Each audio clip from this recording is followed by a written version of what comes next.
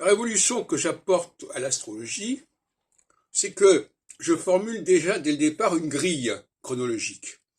Cette grille chronologique, qui est fondée bien entendu sur le passage de Saturne sur les axes saisonniers, selon un processus que j'ai développé par ailleurs, cette grille chronologique, elle est stable, elle ne bouge plus.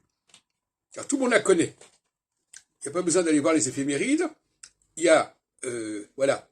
Alors, si on prend la période qui va de 1973, 1971 à 2022, eh bien, les axes, les dates sont connues une fois pour toutes.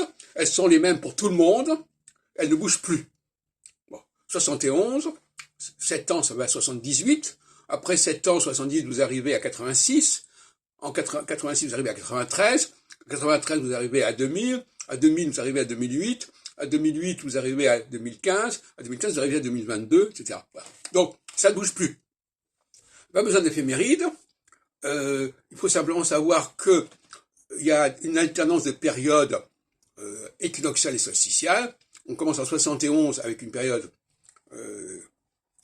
solsticiale et qui est une période qui prépare la phase équinoxiale suivante de 78, et puis en 86, une nouvelle période solsticiale, une série de 15 ans, point final.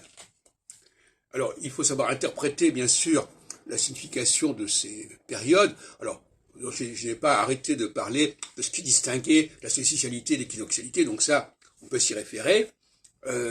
Disons que d'une manière générale, ça se fait en deux temps. La solsticialité, qui est au début d'une période de 15 ans, est une période où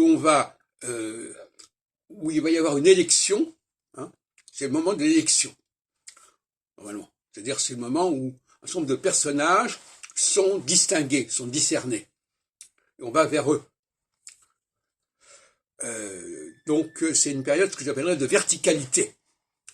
Et la période équinoxiale qui suit est une période d'horizontalité. C'est-à-dire que, alors à ce moment-là, on va faire des alliances, on va créer des synergies de toutes sortes, etc. Voilà comment ça se passe, en gros. Et puis, au bout de ces 15 ans, on a un nouveau cycle, avec à nouveau solsticialité, à nouveau équinoxialité, et ainsi de suite, et indéfiniment.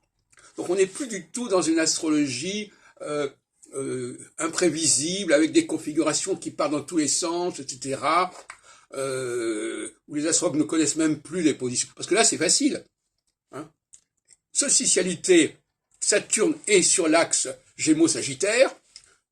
Équinoxialité, Saturne est sur l'axe Vierge-Poisson. Voilà. Bon, voilà. Donc on sait exactement où est Saturne, à chaque fois. On peut vérifier dans les éphémérides, mais ça ne changera rien du tout au problème.